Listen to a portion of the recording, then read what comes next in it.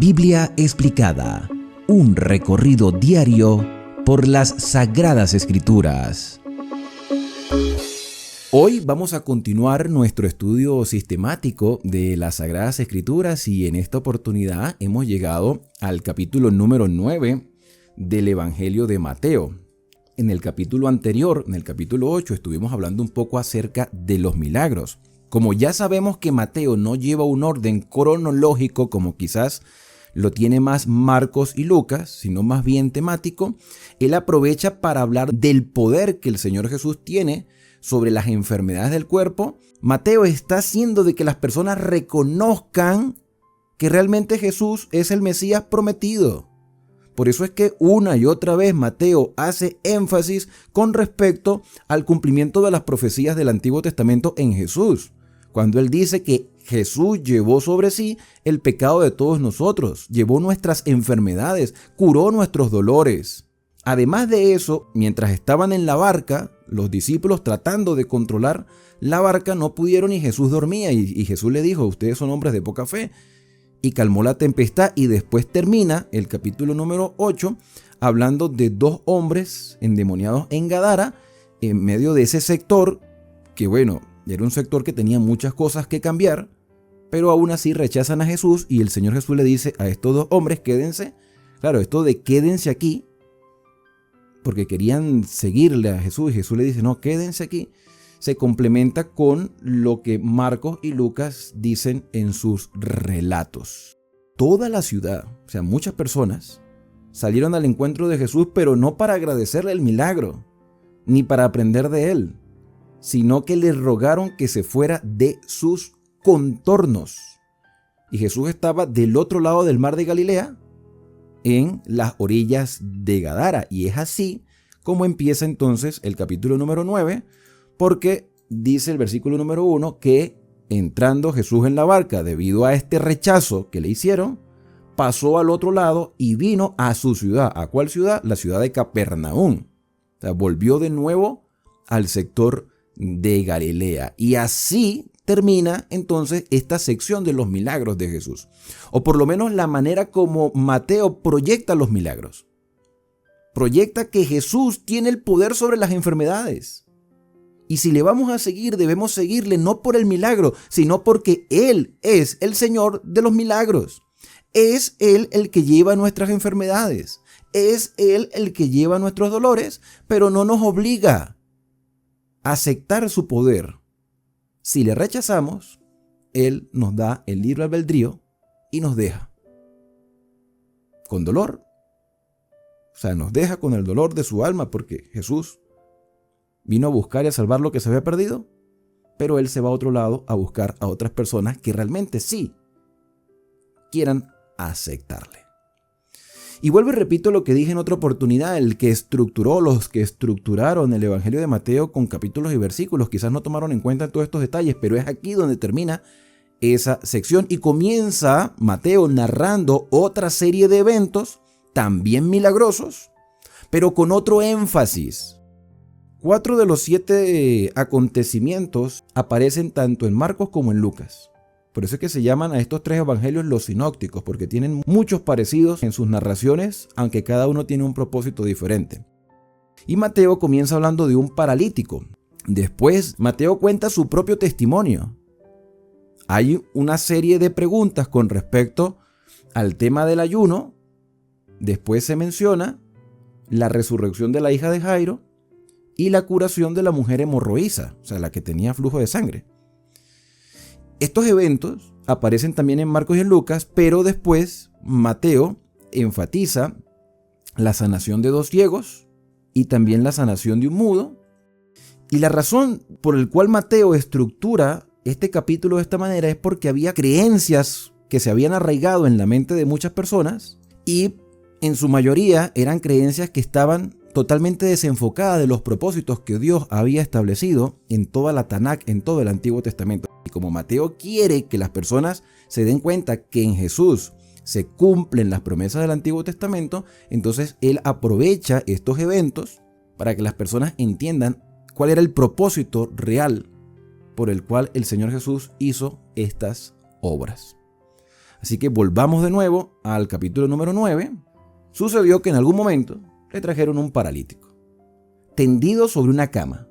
Al ver Jesús la fe de ellos, o sea, de los que llevaron al paralítico, dijo al paralítico: ten ánimo, hijo, tus pecados te son perdonados. Entonces algunos de los escribas decían dentro de sí: este blasfema. Y conociendo Jesús los pensamientos de ellos, dijo: ¿por qué pensáis mal en vuestros corazones? Porque ¿qué es más fácil decir: los pecados te son perdonados, o decir: levántate y anda? Pues para que sepáis que el Hijo del Hombre tiene potestad en la tierra para perdonar pecados, dijo al paralítico: levántate, toma tu cama, de donde lo trajeron, y vete a tu casa. Entonces él se levantó y se fue a su casa. Y la gente, al verlo, se maravilló y glorificó a Dios, que había dado tal potestad a los hombres. Y aquí termina la historia. Seguramente tú has escuchado esta historia en otra oportunidad. De hecho, Lucas y Marcos hacen otra narrativa de esta misma historia. Y con toda la información que dan Lucas y Marcos, sabemos que este paralítico fue el que bajaron por un techo 4 personas. Le dañan el techo a que posiblemente era la casa de Pedro, allí en Capernaum. Había mucha gente que no permitía que estas personas que trajeron al paralítico pudieran entrar a la casa, y rompen el techo de la casa y lo bajan. Por eso es que el relato dice: viendo la fe de esos hombres que se atrevieron a hacer todo lo posible con tal de llevar a su amigo a los pies de Jesús.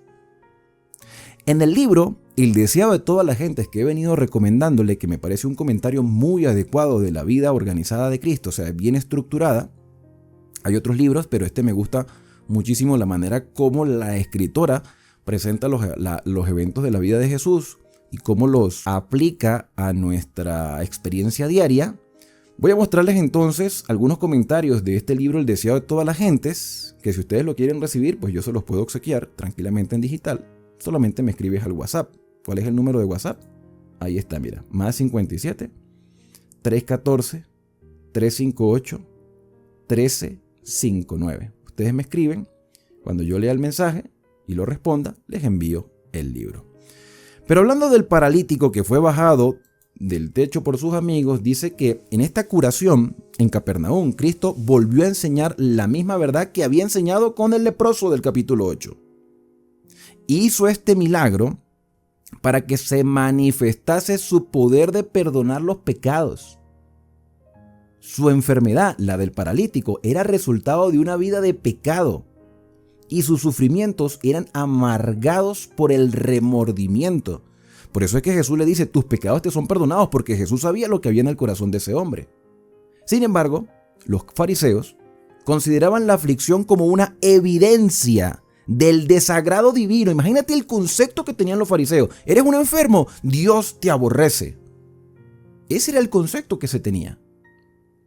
Y se mantenían estos fariseos alejados de los enfermos. O sea, no visitaban a un enfermo en su casa. Cuán a menudo los mismos que se exaltaban como santos, los fariseos, eran más culpables que aquellos dolientes a quienes condenaban. Por eso es que el Señor los llamaba hipócritas. Tenían la teoría, pero no tenían la práctica. Y a los pobres dolientes los juzgaban por estar enfermos y los consideraban como malditos de Dios. El espíritu de vida se cernía en la asamblea. ¿Quién es el espíritu de vida? Cristo. Pero los fariseos y los doctores de las letras, de las leyes, no discernían la presencia de esa vida. No sentían necesidad alguna de curación, porque no era para ellos. Ellos se sentían sanos. Y sigue diciendo el comentario: Jesús había declarado que los pecados del paralítico eran perdonados. Los fariseos se aferraron a estas palabras como una blasfemia y concibieron que podrían ser presentadas como un pecado digno de muerte. El Señor le está trayendo alivio a un corazón adolorido. Y estos sinvergüenzas que decían ser conocedores de la ley, decían, porque en realidad podían conocer el contenido, pero no conocían la esencia de la ley. Dijeron en su corazón: blasfemia dice, ¿quién puede perdonar pecados sino solo Dios? Por eso mismo, porque es Dios. pero ellos no se dieron cuenta. La curación del cuerpo era una evidencia del poder que había renovado el corazón. Cristo ordenó al paralítico que se levantase y anduviese para que sepáis, dijo Jesús, que el Hijo del Hombre tiene potestad en la tierra para perdonar pecados. Hizo el milagro de perdonarlo y de levantarlo también. El paralítico halló en Cristo curación, tanto para el alma como para el cuerpo. La curación espiritual fue seguida por la restauración física. Esta lección no debe ser pasada por alto. Hay hoy día miles que están sufriendo de enfermedades físicas y que, como el paralítico, están anhelando el mensaje: tus pecados te son perdonados. La carga de pecado, con su intranquilidad y sus deseos no satisfechos, es el fundamento de sus enfermedades. No pueden hallar alivio hasta que venga el médico del alma. La paz que Él solo puede dar impartirá vigor a la mente y al cuerpo.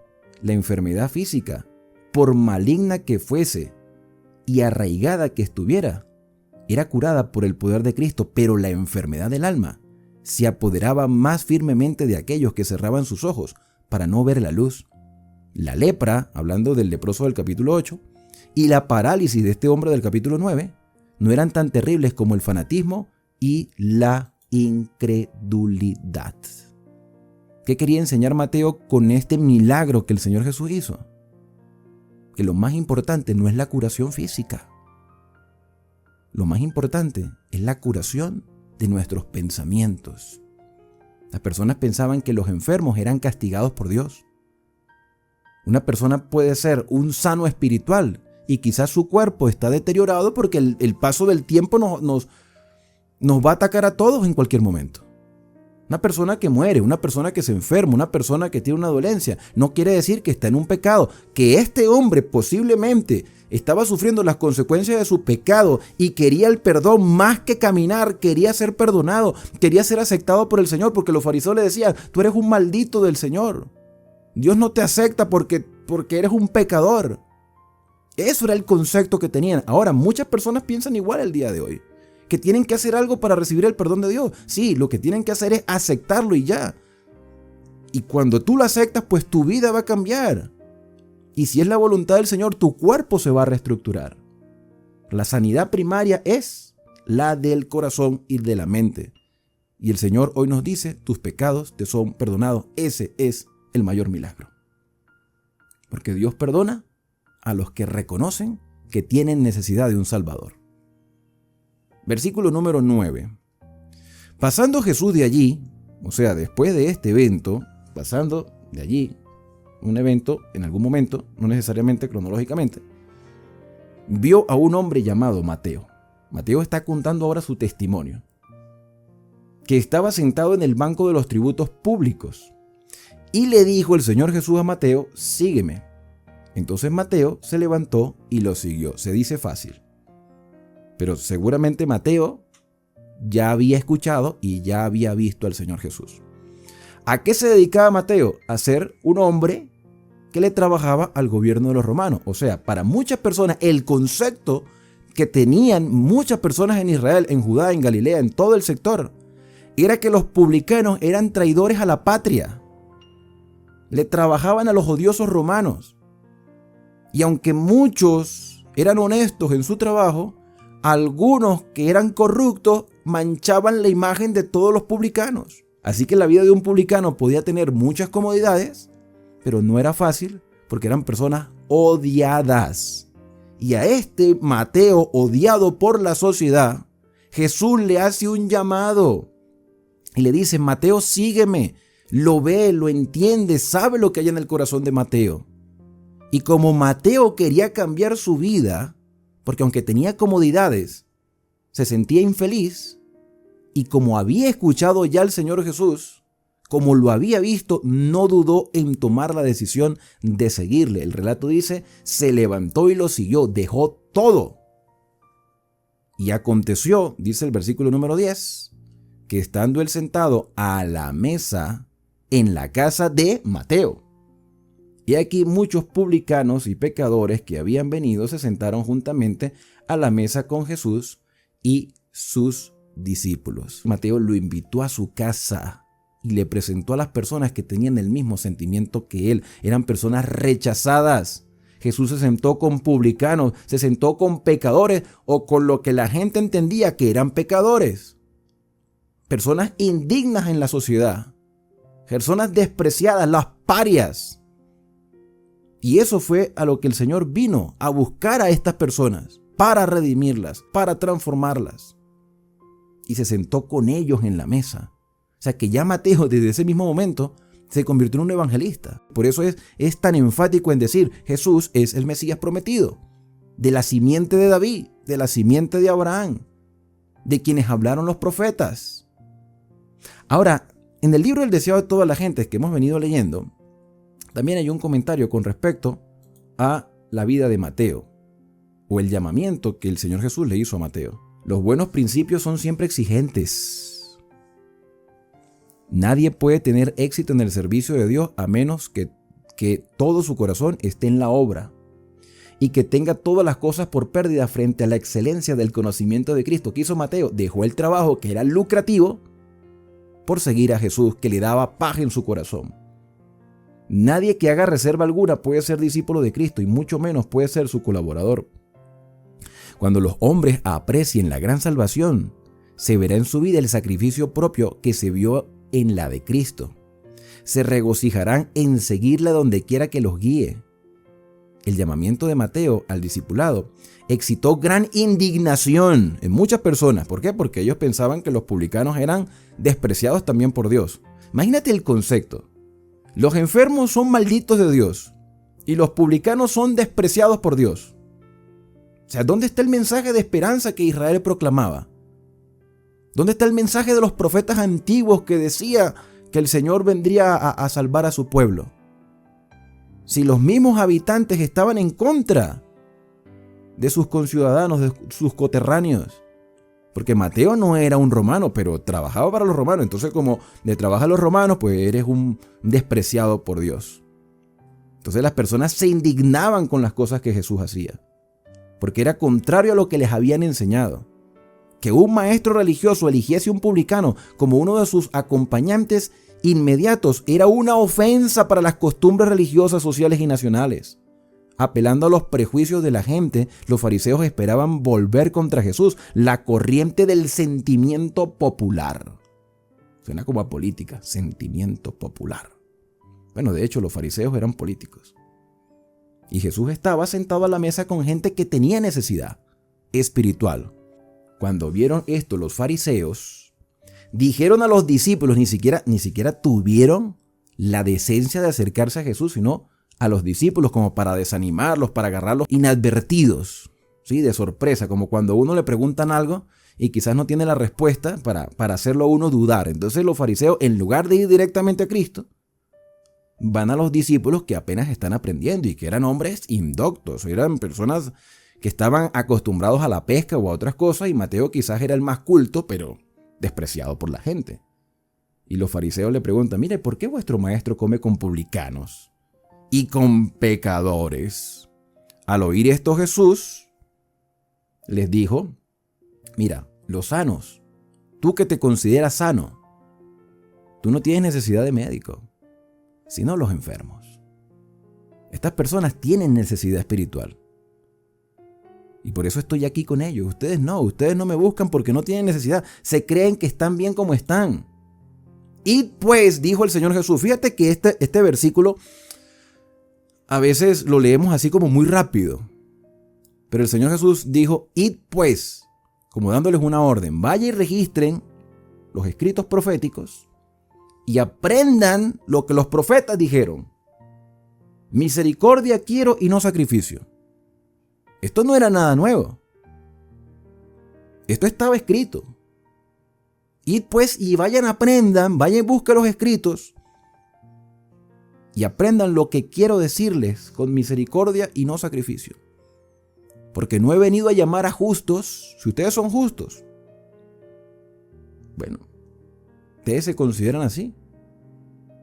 Yo vine a llamar a los que tengan necesidad, a los pecadores, al arrepentimiento, al cambio de mentalidad.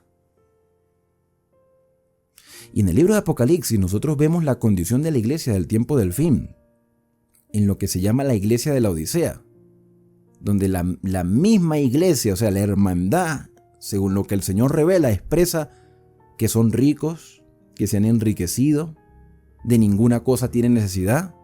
Y el Señor les dice, pero ustedes son unos miserables, desventurados, pobres, desnudos, pero yo les aconsejo que de mí compren oro refinado en fuego y colirio para sus ojos para que puedan ver, y vestiduras blancas, porque ustedes están desnudos. Ustedes piensan que no, pero están desnudos.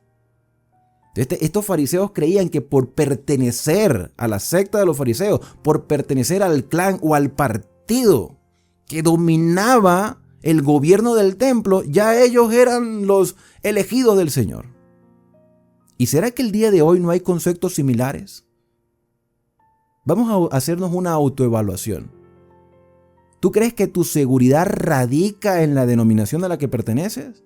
¿O radica en la confianza que tienes hacia tu Creador? ¿Nos sentimos seguros porque pertenecemos a la iglesia X? ¿O nos sentimos seguros porque estamos haciendo la voluntad del Señor como una muestra de agradecimiento por lo que Él ya hizo por nosotros? Evaluémonos. Hagámonos esa evaluación. El Señor Jesús les está diciendo, vayan ustedes y aprendan. Imagínate, se sintieron hasta ofendidos. Vayan y aprendan lo que quiere decir misericordia quiero y no sacrificio. Entonces, versículo 14, vinieron a él los discípulos de Juan. Los discípulos de Juan, que habían escuchado que Juan señaló a Cristo como el Cordero de Dios que quita el pecado del mundo, y hablan con Jesús y le preguntan, ¿por qué nosotros y los fariseos? Esto parece raro que mencionen a los fariseos, ¿no? Los discípulos de Juan y los fariseos. ¿Por qué nosotros y ellos ayunamos muchas veces y tus discípulos no ayunan?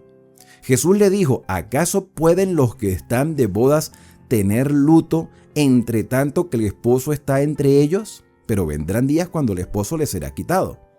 Y entonces ayunarán. Y del tema del ayuno hemos hablado varias veces desde el Antiguo Testamento, desde Isaías 58.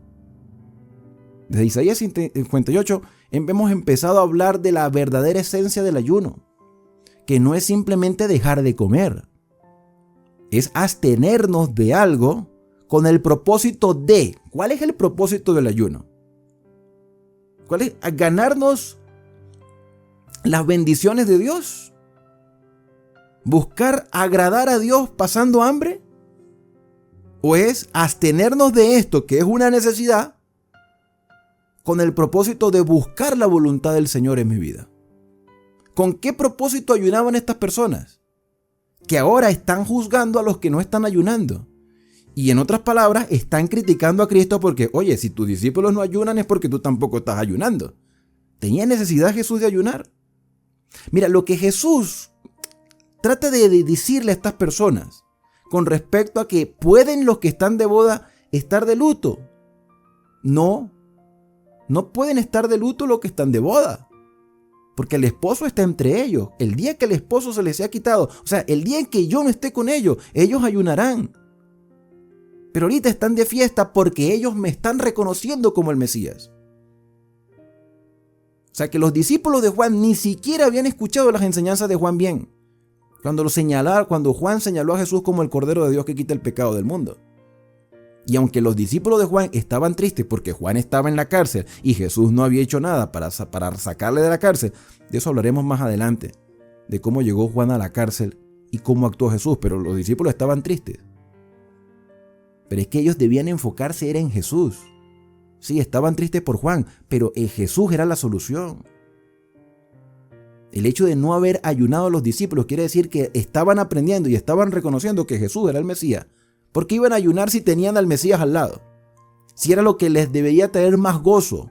Están viendo los milagros, están viendo las enseñanzas, les está cambiando la perspectiva de vida. Y Jesús entonces le dice, mira, versículo 16, nadie pone remiendo nuevo vendría siendo la enseñanza nueva, que a la final no es nueva, pero como la gente no las consideraba como importante, entonces para ellos era nuevo. Y Jesús dice, nadie pone remiendo de paño nuevo en un vestido viejo, en una estructura vieja, en algo que está obsoleto. porque tal remiendo tira del vestido y se hace peor la ruptura. ¿Qué es lo lógico? Que te quites el vestido viejo y te pongas un vestido nuevo completo. Que cambies tu manera de ser, que cambies tus pensamientos.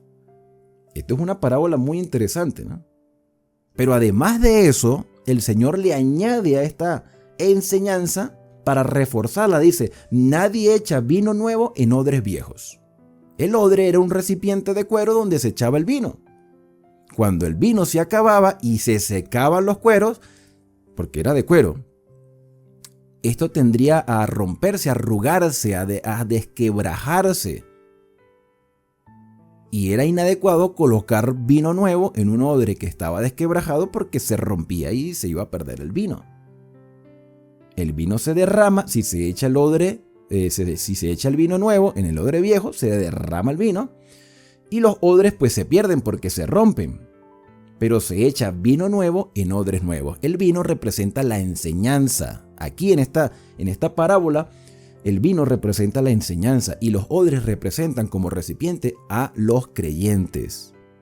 Y el Señor quiere hacernos a nosotros nuevos odres, nuevos recipientes de la justicia divina. El Señor comienza a cambiar los pensamientos de las personas, los conceptos preconcebidos. Cuando son personas transformadas, las enseñanzas del Señor Jesús se reciben libremente. Y lo uno y lo otro se conservan juntamente. Se conserva la persona transformada con las enseñanzas bien fundamentadas en la Escritura, porque el Señor dice, vaya y aprendan lo que dice la Escritura. Aprendan de la Escritura. Los mandó a leerla, pero nosotros tenemos conocimiento, pero no tienen el verdadero concepto de esas enseñanzas que han recibido ustedes desde niños.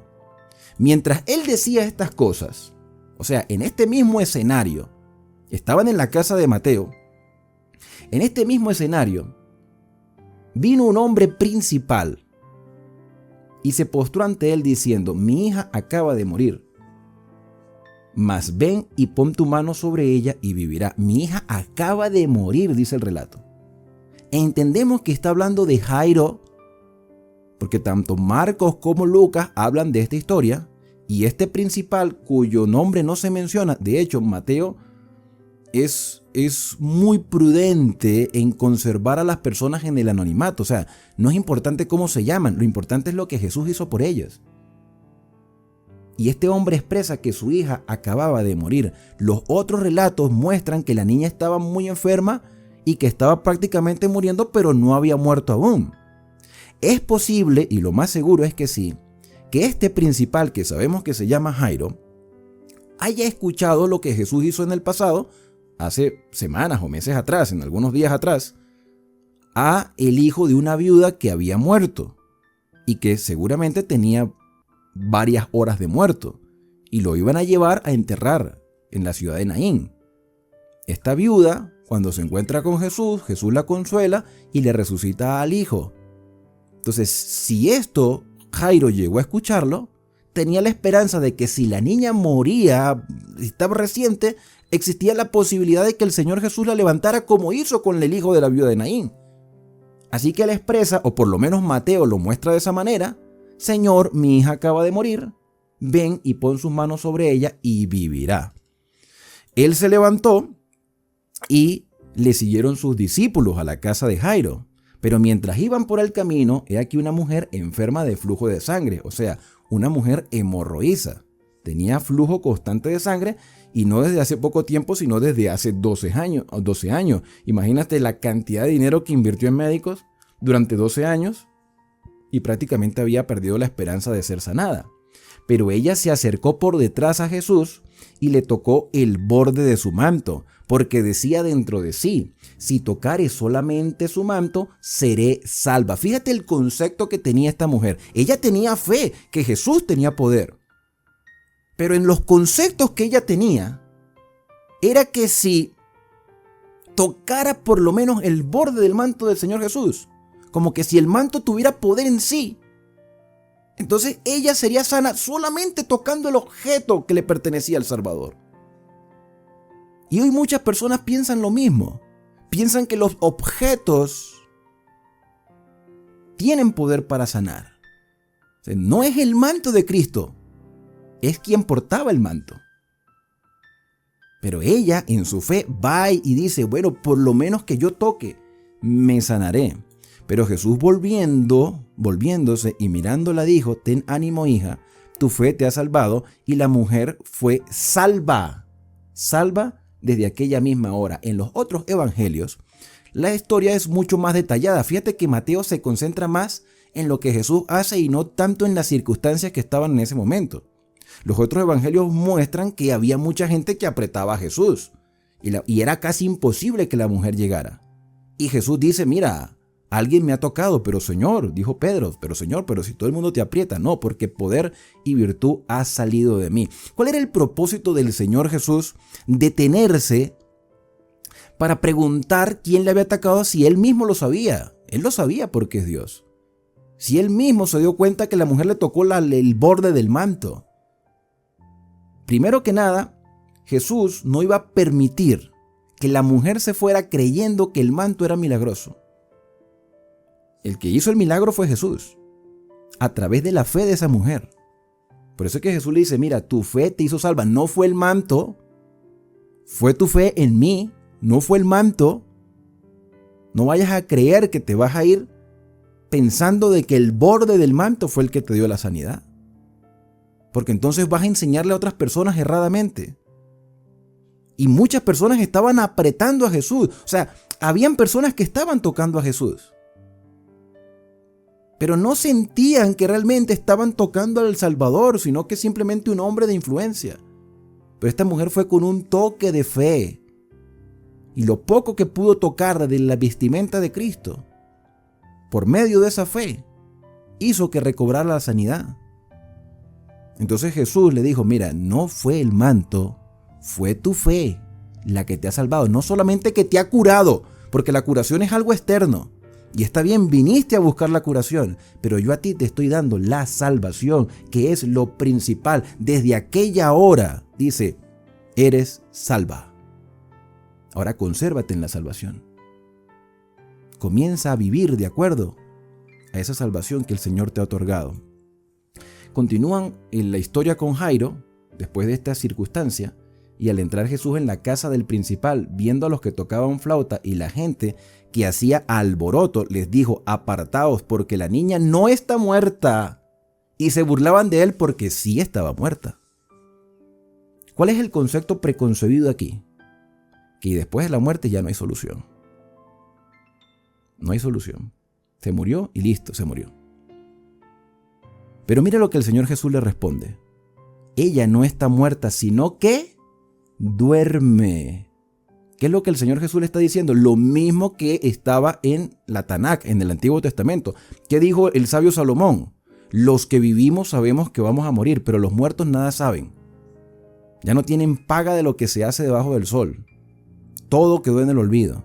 La muerte es un estado de inconsciencia, es un sueño.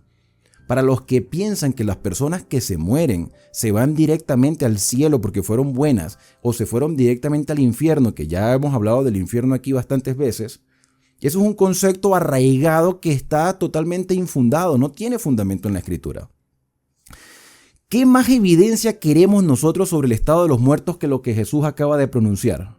La niña no está muerta, está durmiendo. Claro, la gente se burla de él. ¿Acaso no sabes qué es? ¿Acaso piensas que nosotros no sabemos lo que es la muerte? Está muerta. Ese era el concepto. Ya, se acabó, no hay solución. Para la muerte sí hay solución. Y esa solución es Cristo, porque Cristo es la resurrección y la vida. Si esta niña, inocente porque es una niña, si hubiese ido directo al cielo, ¿por qué el Señor Jesús tenía que volverla a bajar? ¿No era mejor Jesús que le dijera a Jairo y a su esposa, no se preocupen, ya está con el Padre? Allá está ella feliz mirándolos a ustedes aquí. No sufran por ella está en el paraíso. Pero Jesús no dijo eso porque eso es un concepto que alguien se inventó y hay gente en el día de hoy que lo cree. Eso lo inventaron los griegos, los romanos, que creían de la vida después de la muerte. ¿Ustedes no han escuchado del libro La Divina Comedia de que hay como 9 infiernos? ¿Y quién se inventó eso de los 9 niveles del infierno? Entonces, pero si en el caso de las personas que se salvan se van directamente al cielo, ¿por qué los tiene que despertar? ¿Por qué los tiene que traer otra vez si allá están felices? Porque la muerte es como un sueño, nadie se va al cielo directamente, no hay vida después de la muerte, pero quiero aclarar el concepto porque, no sé, las personas como que agarran el pedacito nada más. No hay vida después de la muerte, pero hay resurrección cuando Cristo venga. Y Jesucristo es la resurrección y la vida. Cuando la gente se había ido porque el Señor los echó fuera, ¿sí? La gente había sido echada, entró y tomó la mano de la niña y ella se levantó. Y se difundió su fama de todo esto por toda la tierra. Fíjate que Mateo omite muchos detalles, mucho. Omite el detalle de que le dice Talita Cumi, omite el detalle de que estaba Pedro, Santiago y Juan. O sea, Mateo se va directamente al evento y al concepto. ¿Cuántos conceptos hemos mencionado hasta el momento? Hemos mencionado de que las personas consideraban que los enfermos eran malditos, que los publicanos eran despreciados por Dios, que los objetos tenían poder. El manto de Jesús, no es el manto, es Cristo el que tiene poder. Que el ayuno nos congracia con Dios, cuando el ayuno más bien debe tener el propósito de hacernos conocer la voluntad del Señor. Y ahora el preconcepto que tenían las personas era que ya no había solución después de la muerte. Y nosotros en la actualidad, muchas personas han llegado a creer que si son buenos se van directamente al cielo, cuando aquí el Señor Jesús está diciendo, está durmiendo y yo soy la resurrección. Vamos ahora al versículo número 27. Pasando Jesús de allí, otro evento diferente, le siguieron 2 ciegos. Me llama la atención porque esta circunstancia de los 2 ciegos no aparecen en los otros evangelios. Es una narración exclusiva de Mateo. Y Mateo la inserta aquí en todas estas historias para enseñar una gran lección. Estos hombres tenían problemas en la vista. No sabemos si nacieron ciegos o la ceguera les ocurrió después. No sabemos si eran hombres jóvenes o eran hombres ancianos. Lo cierto es que estos 2 ciegos, que no sabemos sus nombres, daban voces diciendo, ten misericordia de nosotros, hijo de David. Mateo no pierde este detalle. Mateo omite muchos detalles de muchas cosas, pero este detalle no lo pierde. Porque la declaración hijo de David solo era para el Mesías de la promesa, que era de la descendencia de David. Estos hombres que no tenían vista pudieron contemplar por la fe, pudieron discernir, pudieron entender que aquel hombre que no veían pero que escuchaban lo que él hacía era el Mesías prometido. Quizás por eso Pablo llegó a decir que la fe viene por el oír la palabra de Dios. No necesitaban ver, querían ver, pero su propia ceguera llegó a ser una bendición. Porque por el oír entendieron que el Mesías había llegado, que las promesas se habían cumplido. Y fueron a buscar al Señor Jesús y le gritaban, ten misericordia de nosotros. Ignoramos por qué el Señor Jesús no le hizo el milagro en la calle. Pero estos hombres le siguieron hasta la casa. Versículo número 28. Llegando a la casa vinieron a él los ciegos y Jesús les preguntó, les dijo, ¿de verdad ustedes creen que yo puedo hacer esto? Sean sinceros conmigo, ¿ustedes creen? Claro que Jesús sabía que ellos creían, pero Jesús quería dar un testimonio público, por lo menos a los apóstoles que estaban allí. Y ellos dijeron, sí, Señor, sí creemos. Entonces les tocó los ojos, Jesús se acercó a ellos.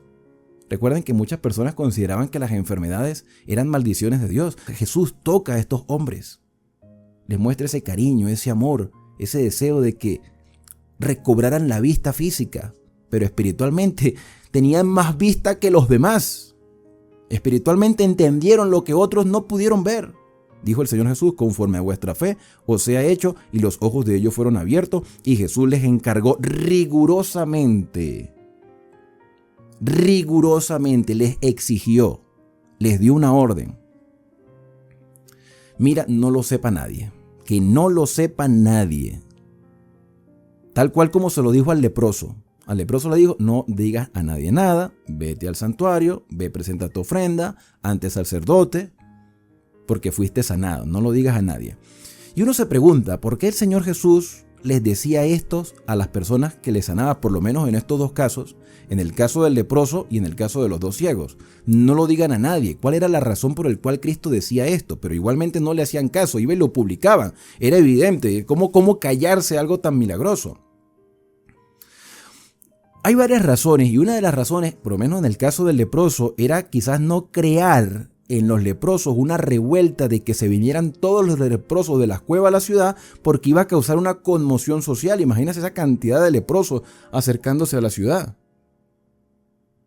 Eso iba a crear más bien un ambiente desfavorable, aunque Jesús los iba. De hecho, está la historia de los 10 leprosos que vienen a Jesús, pero Jesús estaba fuera de los contornos de la ciudad. En ese momento específico no era que Jesús no quería sanarlos, era no crear un problema social que más bien iba a hacer que las personas se alejaran de Jesús.